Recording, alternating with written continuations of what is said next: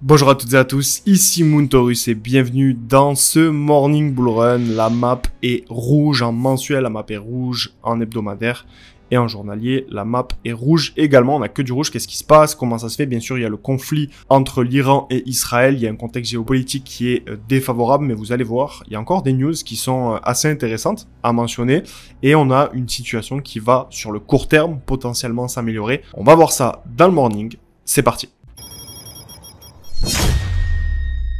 Et avant de vous parler des actualités, on va faire un point technique. Évidemment, Apollo va pouvoir approfondir mes propos à la fin de ce morning, donc restez bien jusqu'à la fin de la vidéo. Quoi qu'il en soit, je vous avais annoncé qu'il y avait une zone qui est la zone grise juste ici, qu'on pouvait potentiellement revenir dans cette zone, qui avait de l'argent à venir chercher. Et qu'est-ce qu'on a fait? Eh bien, on est revenu dans cette zone. Vous voyez que c'est assez précis par rapport à ce que je vous avais tracé sur les semaines passées. Donc tout ce qui se passe, c'est anticipé. Tout ce qui se passe, c'est bullish. Alors, oui, le marché baisse, oui, les altcoins chutent. Il y a tout un contexte géopolitique qui fait que forcément, ça fait pas du bien au marché sur du court terme. Mais ce qu'il faut comprendre, c'est que techniquement, graphiquement, on est revenu. Donc, je vais vous clean un petit peu les dessins que je vous avais fait.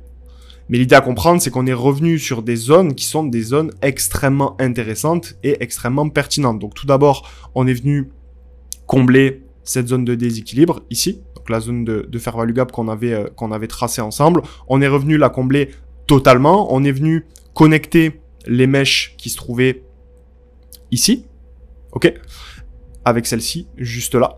Et ça, c'est extrêmement bullish parce que ça veut dire que techniquement, le marché est sain. Donc évidemment, c'est pas très propre ici. Évidemment, Apollo va pouvoir approfondir tout ce que je viens de vous dire. Mais quoi qu'il en soit, ce qui se passe, en tout cas d'un point de vue technique, c'est extrêmement bullish, c'est extrêmement sain. Et dans tous les cas, ça annonce de belles choses pour la suite. Au niveau des actualités, donc on a une première actu concernant le Texas qui mobilise des fonds publics pour acheter du Bitcoin. Donc le Texas vient officiellement de devenir le premier État américain à mobiliser des fonds publics pour acheter du Bitcoin. Donc c'est désormais acté. Le Sénat a adopté le projet de loi SB 21 qui a été signé par le gouverneur Greg Abbott, qui autorise la création d'un fonds souverain en BTC appelé le Texas Strategic Bitcoin Reserve. Et ce fonds fonctionnera en dehors du système de trésorerie classique de l'État. L'objectif est clair. Premièrement, c'est de renforcer la résilience financière du Texas. Et le deuxième objectif, c'est de se protéger contre l'inflation en détenant un actif indépendant et stratégique. Mais ce n'est pas tout. La loi prévoit que seuls les actifs dont la capitalisation boursière dépasse les 500 milliards de dollars peuvent être inclus, ce qui exclut tout sauf Bitcoin pour l'instant au niveau des actifs numériques. La gestion sera assurée par le contrôleur des comptes publics accompagné d'un comité spécialisé dans l'investissement crypto. Autre information importante, on a la réserve qui pourra également être alimentée par des airdrops, par des forks, par des dons en crypto et les gains générés par les investissements eux-mêmes. Donc, il y a un rapport officiel qui sera publié tous les 2 ans pour détailler les performances de ce fameux fonds. Et enfin, ce fonds est juridiquement protégé parce que la loi SB 21 empêche toute tentative d'absorption par le budget général de l'État, ce qui évite que ces BTC ne soient dilapidés pour autre chose. Et donc, la conclusion de ça, c'est quoi? Ben, c'est que le Texas est le 3e État à reconnaître le Bitcoin comme actif stratégique après l'Arizona et le New Hampshire. Et c'est donc le premier à passer à l'action concrète avec une structure publique qui est dédiée au BTC. C'est un signal extrêmement fort. La finance publique commence à reconnaître le Bitcoin non plus comme une spéculation, mais comme un actif de réserve pour le long terme. Autre grosse actualité, on a Christopher Waller qui est un membre influent de la Réserve fédérale et également le potentiel successeur de Jerome Powell en mai 2026 qui vient de faire une déclaration extrêmement forte. Il pense que la Fed est en position de commencer à baisser les taux d'intérêt dès le mois de juillet. Selon lui, les données économiques actuelles justifient un assouplissement monétaire, même si les tensions sur les prix liés aux tarifs douaniers de Donald Trump sont toujours sur la table.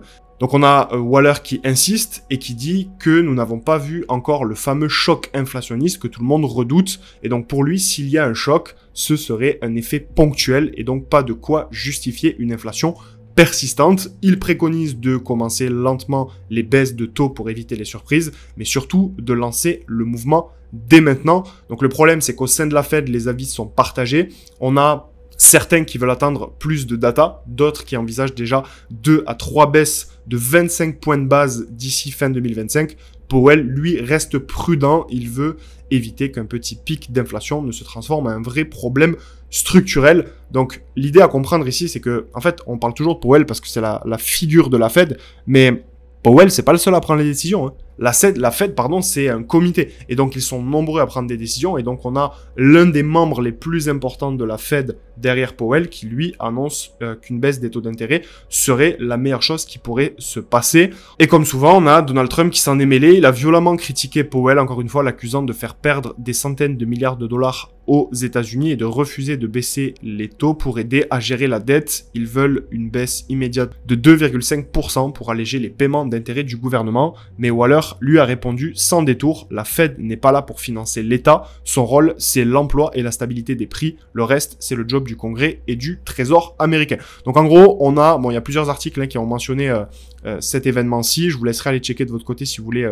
plus d'informations. On a des articles également en français qui sont sortis. Mais l'idée, c'est de comprendre que au sein de la Fed, tout le monde n'est pas du même avis et qu'il y a des membres très importants qui sont très favorables à une baisse des taux et que même si cette baisse des taux n'a pas lieu en juillet ou en août, elle aura forcément lieu avant la fin de l'année. Et donc ça va dans le sens du scénario que je vous partage qui, pour moi, on pourrait avoir une nouvelle appréciation du prix du BTC autour des août, septembre, octobre, ça va dépendre du contexte géopolitique et de tout ce qui se passe, mais en tout cas sur la baisse des taux, faut vraiment comprendre que là on est à 4.5, que les taux sont maintenus depuis des mois à 4.5, sauf que plus on maintient les taux à 4.5, plus on augmente les probabilités que les prochaines réunions de la Fed annoncent des baisses des taux potentielles. Et là, on pourrait avoir un marché des crypto-monnaies qui commence à bouger dans le bon sens.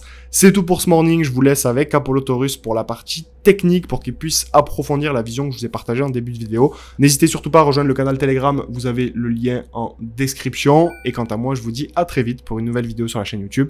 C'était Moon Taurus. Ciao, ciao. Bonjour Moon, bonjour les Taurus, j'espère que vous avez la forme pour attaquer cette nouvelle semaine.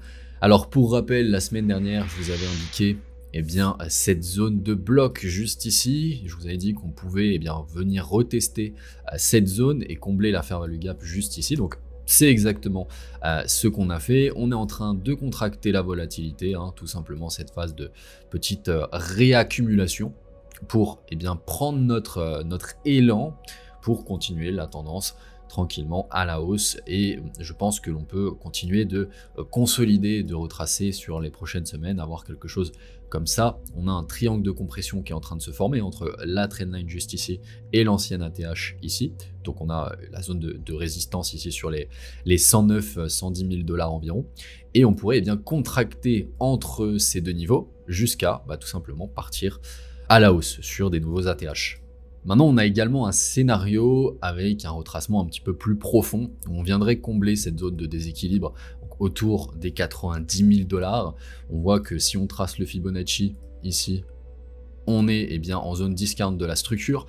Et la dernière zone de support de cette structure se trouve ici, donc au niveau de l'order block, à peu près sur les 86-85 000 dollars. C'est pas forcément le scénario que je vais privilégier, mais c'est un scénario qu'il faut prendre en compte tout de même. Donc de mon point de vue, il va falloir être encore un petit peu patient. On peut continuer de consolider pendant plusieurs semaines, comme je vous l'ai expliqué, jusqu'à potentiellement septembre, octobre. Mais quoi qu'il en soit, on reste très bullish pour les prochains mois. Chers Taurus, c'est la fin de ce morning, je vous souhaite une belle semaine, c'était Apollo, ciao ciao.